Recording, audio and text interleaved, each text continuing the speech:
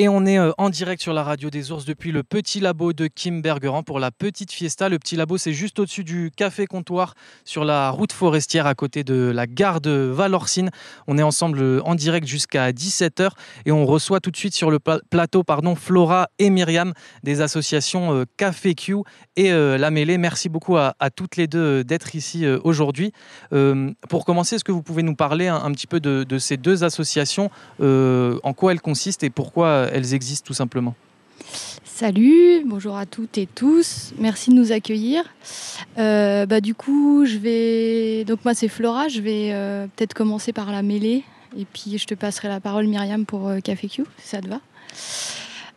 Donc La Mêlée, c'est une association d'éducation populaire au féminisme qu'on a créée l'automne dernier, donc c'est quand même assez récent, et on est basé à Passy, donc sur le bas de la vallée. Et donc on a plusieurs moyens d'action un petit peu sur la vallée de l'Arve. Nous, vraiment, l'idée globale de l'asso, c'est de casser tous les stéréotypes qui sont autour du mot féminisme et des mouvements féministes.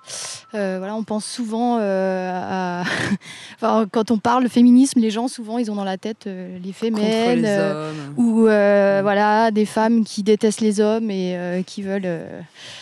ou des hystériques. Voilà. Donc l'idée, c'est un petit peu de casser tous ces préjugés et puis d'essayer de montrer en quoi le féminisme, en fait, c'est un devoir citoyen et c'est quelque chose qui est dans l'intérêt de toutes et tous et qui œuvre vraiment pour un vivre ensemble et pour le bien commun, quoi. Donc ça, c'est un peu notre ligne globale. Et donc, pour ça, on a différents moyens d'action. On organise des conférences sur différentes thématiques et concepts du féminisme pour les rendre plus accessibles, en fait, aux gens. On organise aussi des formations au sein de l'association auprès des adhérentes et adhérents sur différents concepts pour mieux comprendre les concepts du féminisme, mais aussi pour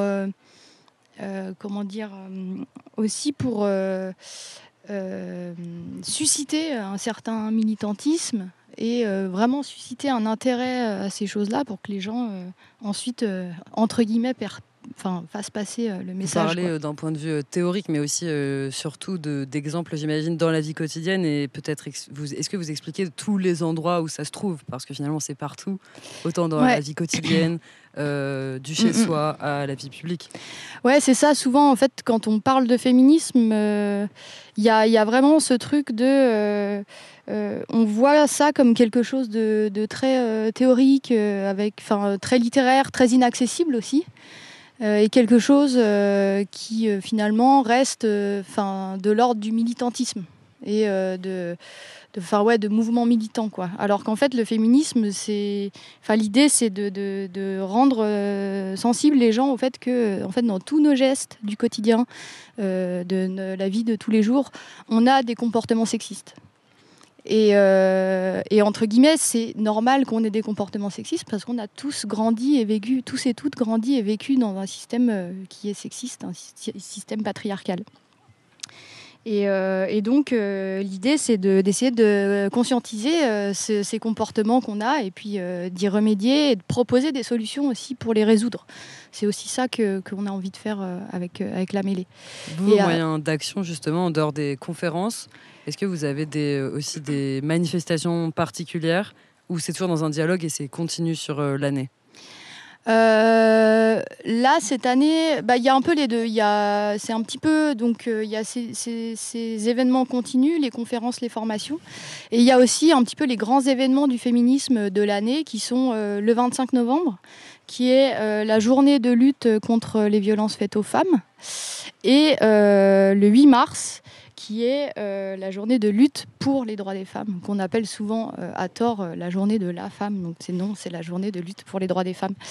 Et après, à travers de ces événements-là, nous, alors cette année, on n'a pas encore eu le temps de le faire, mais on aimerait organiser des manifestations.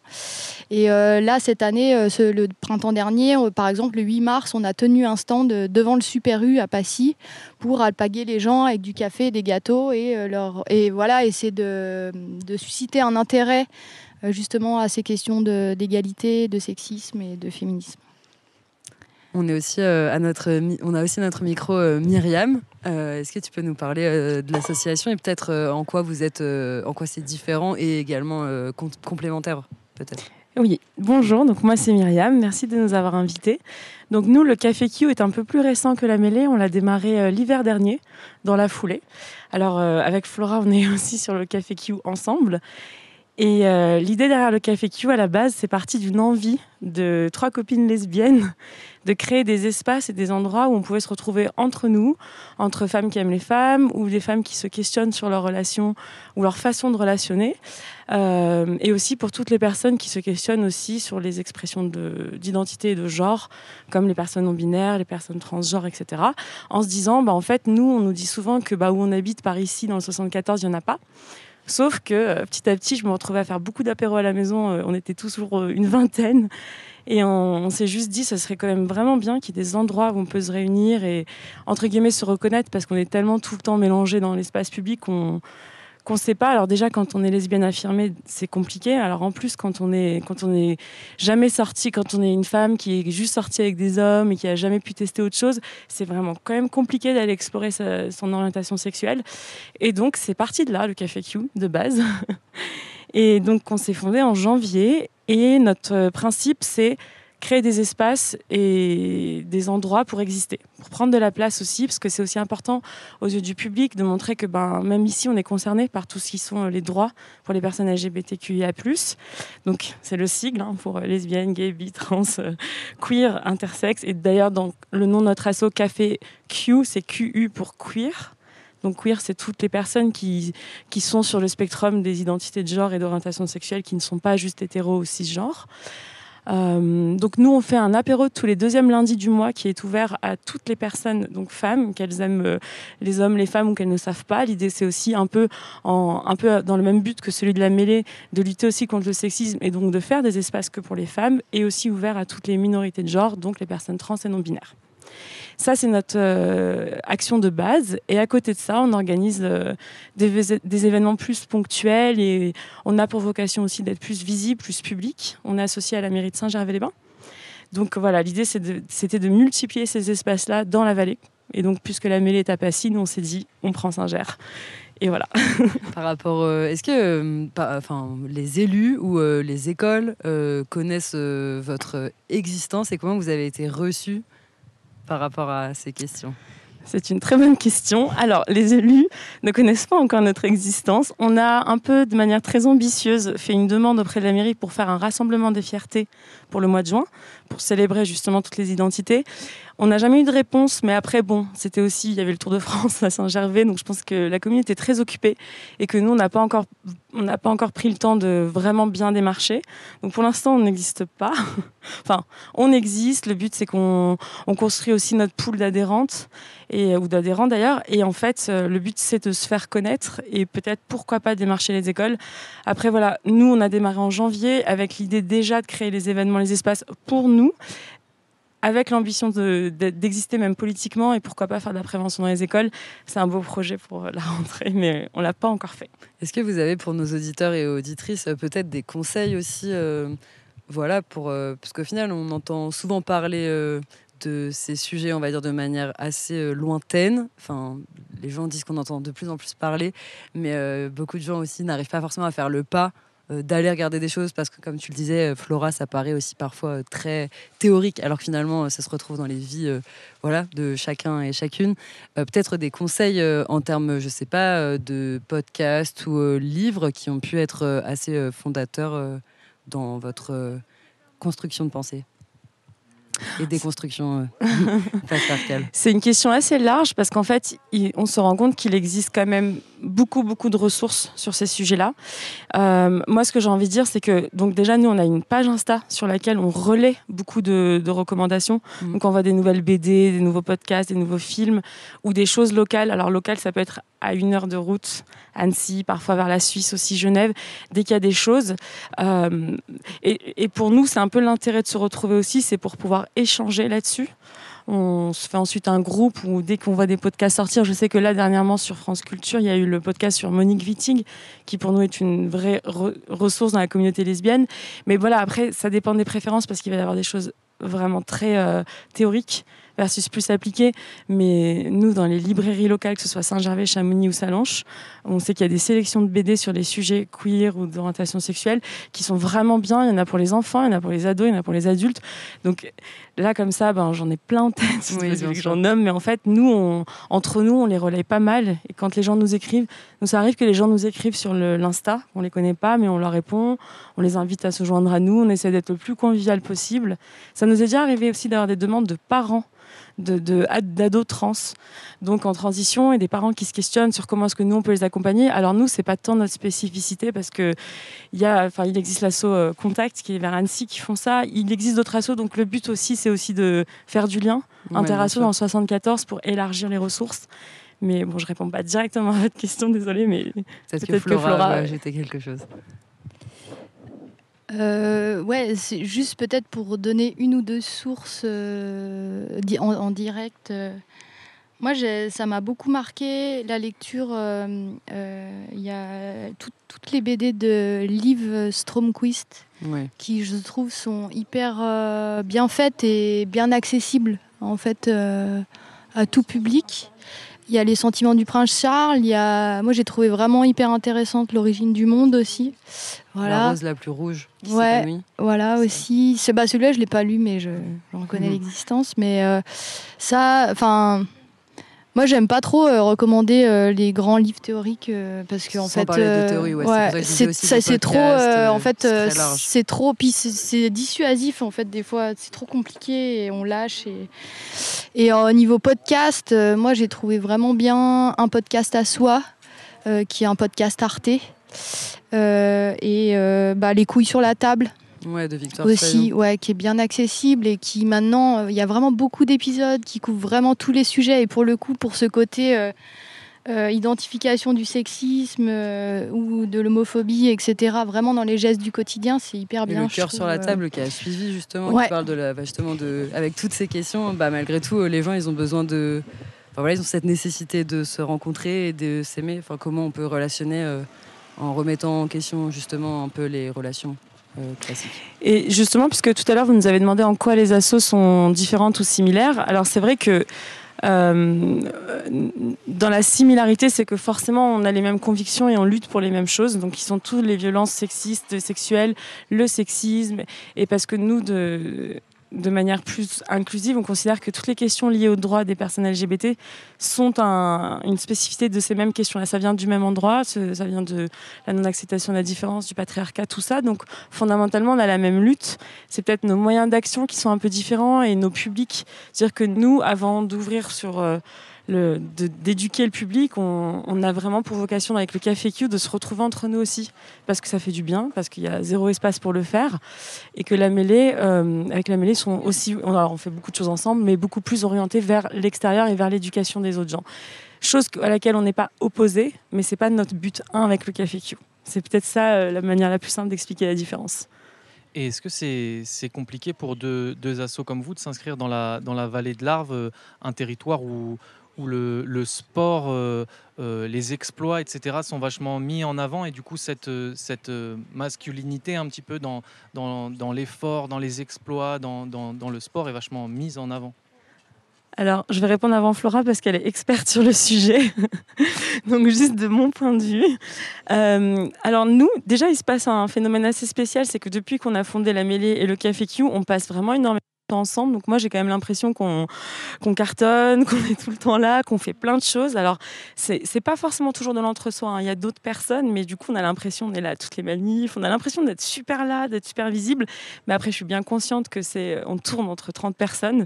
C'est pas énorme, mais c'est déjà pas mal. C'est-à-dire qu'on a quand même déjà un gros noyau qui fait que, avec un centre d'intérêt qui est décalé de la question du sport. Alors après, on a tous nos raisons aussi de vivre ici, le sport qu'on pratique. Mais c'est vrai qu'on est nombreuses à se retrouver autour de ces questions-là qui ne sont pas celles autour du sport. Mais voilà, nous, avec le Café Q, on n'a pas encore fait la grande démarche de vraiment s'inscrire dans la vallée, même si on a déjà été invité, comme aujourd'hui, à participer à des petites choses culturelles et tout, donc c'est intéressant. Mais c'est vrai qu'on sait que ça va être un petit défi aussi. Mais je vais laisser Flora répondre, puisque c'est ton sujet. Parce que oui, pour le coup, il existe, que ce soit dans la vallée de Chamonix ou même plus bas, des associations féministes, mais à travers le sport, voilà, qui proposent des sorties en montagne en non-mixité, des choses comme ça, mais des collectifs ou des associations féministes plus larges et qui ne rassemblent pas forcément par le sport. Il en existe finalement très peu dans la vallée de l'Arve. Ouais, dans la vallée de l'Arve, il y a la Soro à Annecy en fait, mais du coup on n'est déjà plus trop dans la vallée de l'Arve, hein, qui est une asso féministe. Il y a le Zouz collectif maintenant, hein, qui s'est monté à Chamonix, qui s'est monté d'ailleurs déjà l'année dernière et qui fait le festival sur la semaine du 8 mars. Ah ouais, voilà. Et ouais, après, nous, franchement, on ne pensait pas recevoir l'accueil qu'on a reçu, je veux dire, auprès du grand public, on va dire. Là, vraiment, on est 10 dans le conseil collégial de l'asso. Je parle pour la mêlée, là. Et on n'arrive pas à répondre à toutes les demandes qu'on a.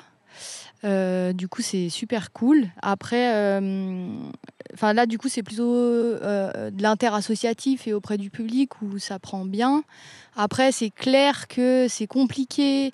C'est beaucoup plus facile en ville, entre guillemets, où c'est plus facile d'être politisé en ville, en fait, parce qu'on est une asso qui est politisée. Et c'est vrai qu'ici, le sport, entre guillemets, il a vraiment une tradition apolitique. Et du coup, il y a un peu cette culture de l'apolitisme, genre on fait du sport et on va pas vraiment voir qu'est-ce que ça représente et qu'est-ce que ça fait en fait dans la société. Je parle trop, faut que j'abrège. Des JO qui arrivent voilà. moins d'un an, si c'est pas politique. Mais du coup, on reçoit quand même un bel accueil. Et puis après, c'est plus au niveau des collectivités locales. Bon, nous, on a reçu un super accueil à la commune de Passy, où c'est qu'on est implanté avec la mêlée. On a voulu tenir un stand le 8 mars sur le marché à Salanches. On nous a refusé cette possibilité. Du coup, mais c'est pas pour casser du sucre, mais c'est pour dire que le dialogue, il y a un vrai dialogue à faire avant d'arriver aussi à faire des choses avec certaines collectivités. Mais c'est bien parce qu'on arrive à dialoguer maintenant. Il y a ce que tu veux dire par là, c'est aussi justement, vu que le sport se dit souvent prône le fait d'être apolitique, c'est que c'est difficile de s'insérer dans cette discipline en montrant justement qu'il y a aussi des grosses inégalités. Ouais, et de la violence aussi. Entre autres, ouais, carrément. Et après, il y a aussi tout le système capitaliste du sport qui prône la performance et qui survalorise la performance, qui fait que en fait, quand la performance physique est différente, forcément, on dévalorise les personnes les moins performantes. Et aujourd'hui, pour l'instant, les femmes, au niveau des performances sportives, n'arrivent pas encore à égaler les performances des hommes dans certains sports. Mais ça c'est un problème qui est systémique, hein, c'est pas un problème qui est biologique. Donc il y a vraiment il y a cet aspect-là qui entre en jeu. Mais c'est aussi, je pense, une culture globale. Ici, nous, dans nos montagnes, il y a une culture globale du sport qui fait que c'est vraiment un peu le centre d'intérêt principal. Et du coup, il y a moins de place pour d'autres centres d'intérêt. Voilà. Et non, juste pour continuer sur le thème de l'apolitisme, vous, de toute façon, avec le Café Q ou la mêlée, c'est des associations qui sont forcément politisées. Du coup, parce que des fois, on revendique le féminisme d'une manière apolitique, mais quand on voit la diversité des mouvements, que ce soit du féminisme d'extrême droite même qui existe, c'est forcément politique. Alors moi, le féminisme non politique, je ne vois pas trop ce que ça représente, mais je sais que ça existe, c'est juste pas la façon de voir les choses. Et puis moi, je sais que personnellement, et qu'au Café Q, les autres lesbiennes, on se rejoint là-dessus, c'est que notre lesbianisme, on le vit de manière politique à partir du moment où on n'a pas les mêmes droits que les personnes qui ne sont pas lesbiennes. Par contre, je sais que dans la vallée, il y en a beaucoup des lesbiennes qui ne se considèrent pas politiques ou qui même ne veulent pas venir participer au Café Q parce que justement n'ont pas besoin de ce genre d'espace ou peut-être se rendent pas compte que c'est trop bien. Mais bon. Mais du coup, pour nous, ça, c'est vraiment c'est à l'envers. On est politique, mais parce qu'on ne peut pas faire autrement. On lutte pour des droits, on lutte pour des inégalités, on lutte pour des oppressions, des discriminations. Et que moi, en étant lesbienne, je n'ai pas choisi, mais c'est comme ça. Et ensuite, après ça... on passe des bons moments quand même. C'est ce que je vous ai dit, nous, le Café Q, finalement, en ce moment, on se réunit souvent, on fait la teuf ensemble. Bon, on parle beaucoup de sujets aussi, on en discute. C'est aussi pour ça qu'on se réunit en ce qu'on appelle non-mixité, c'est-à-dire que ce n'est pas des cafés où tout le monde, n'importe qui peut venir, où on définit un peu c'est pour qui. Après, on fait d'autres événements où tout le monde peut venir, mais pas tout le temps. Et je pensais aux associations que vous avez nommées, les associations qui font du sport entre femmes, comme Lead the Climb, Girls to the Top. C'est génial que ça existe. Par contre, moi, quand j'y vais, ça arrive très souvent que je sois la seule lesbienne. Alors, c'est pas grave, il y a d'autres choses qui me définissent, mais c'est un peu pour vous dire que voilà, au quotidien, nous, en tant que lesbiennes, on a souffert du manque de non-visibilité, comme tout à l'heure, vous parliez de pratique ou de théorie, comme si c'est en théorie, les femmes peuvent aimer les femmes, et encore pas partout, mais en pratique. Et on est nombreuses dans nos parcours, dans nos histoires, à avoir peut-être su qu'on était lesbienne tôt, mais comme on l'a jamais vu, à être quand même passé par l'hétérosexualité, parce qu'on a toujours vu que la relation, c'est un homme, une femme, et qu'il n'y avait pas d'autre façon de faire. Et donc vraiment, nous, être politique, ça peut être aussi simple que ça. C'est aussi juste exister, prendre la place, être visible. Des fois, on va dans des concerts et avec nos copines, on se tient la main et on se dit mais c'est ouf parce que nous, quand on avait 10 ans, on n'allait pas dans des concerts où on voyait des lesbiennes se tenir la main. Et rien que ça, c'est être politique. C'est pas forcément toujours aller dans la rue avec des banderoles. On veut faire ça aussi, vous inquiétez pas. Mais même si on fait pas ça, c'est vraiment aussi exister, prendre de la place. C'est la base du politique aussi. Être dans l'espace public. Et même quand on parle de politique et qu'on parle le mot politique, ça vient de la question de la cité et qui est quand même le centre justement là où les choses se passent et donc l'espace public là où on peut échanger et être invisibilisé, c'est finalement c'est ne pas exister et ne pas avoir les droits. Ça revient toujours à ça, exactement. Flora ? C'était juste pour revenir sur la question de l'accueil au niveau local et tout. Peut-être qu'on peut quand même parler de Goudouland. Oui. Parce qu'avec le Café Q, on a organisé durant le week-end de Pâques un festival qu'on a appelé Goudouland, quand même, qui a eu lieu ici et qui a rassemblé 150 goudous sur un week-end. Où je vais te laisser expliquer ça. Donc voilà, et peut-être que Myriam, c'est Myriam qui est l'instigatrice de cet événement. Et en fait, moi, ça me paraît assez dingue. Moi qui suis native d'ici, ça me paraît assez dingue qu'on ait réussi à faire ça ici. Donc je pense que c'est aussi une preuve qu'il y a un besoin.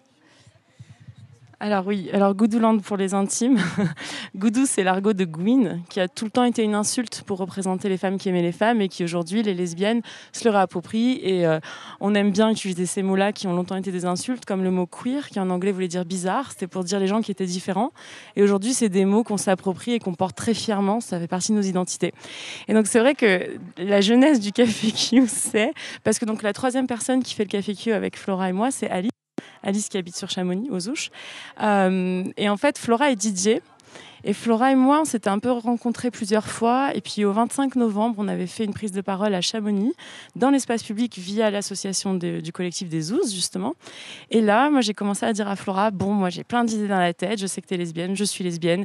Il faut qu'on fasse quelque chose. Et Flora m'a suivie dans ma folie. Et c'est comme ça qu'est né Goudouland. Et on a eu vraiment 150 personnes sur une première version. Je dis première, mais l'année d'avant, on avait fait un petit crash test où j'avais invité plein d'amis en disant juste qu'est-ce que ça donnerait. On avait été 30 sur Saint-Gervais. Donc là, l'idée, c'était de se dire, en fait, on est quand même nombreuses, on existe, il n'y a pas de raison. Je me souviens quand Flora m'avait dit, tu veux faire ça où ? Et que j'ai dit le village vacances de Guébriand à Plaine-Joux. Elle m'a fait, what ? Et j'ai dit, en fait, il faut rêver grand. On est assez de goudous en France, il n'y a aucun problème. Voilà. Et en fait, ça s'est fait. Et puis, on sait qu'on est beaucoup attendu cette année pour une version bis. Voilà. Et bon, on a appris des choses parce qu'on n'avait jamais fait d'événementiel. Mais on s'était juste dit, et notre principe, c'était, les gens ne se sont pas inscrits genre festival avec une programmation de ouf. C'était plus sur... Si ça vous plaît, l'idée de venir passer 2 jours entre femmes, lesbiennes, personnes trans, personnes non binaires, et que vous nous faites confiance, vous allez passer un bon moment et ça s'est méga bien passé. C'est quand la prochaine date? On ne l'a pas encore, mais il faut nous suivre sur les réseaux, sur le Café Q, donc c'est Café Q 74, et en général, on communique dessus. On ne l'a pas encore parce que on vise vers avril-mai, pareil, donc dès la rentrée, on se met dessus, mais c'était un événement phare. C'est aussi ce qui nous a poussé à se fonder en asso. C'est-à-dire qu'à la base, nous, on voulait vraiment, comme j'ai dit, se retrouver entre nous. On faisait Goudouland, et ensuite, on s'est dit, bon, en fait, si ça marche, ce truc, il faut quand même qu'on soit constitué. Et de là, on s'est dit, nous, ça nous va de se constituer, d'exister, et sur tout ce que j'ai dit, et c'est parti de là, en fait. Donc, merci beaucoup. Merci d'être venu à notre micro. Merci beaucoup. Et merci puis, vous pouvez retrouver donc La Mêlée sur les réseaux sociaux et Café Q. Merci.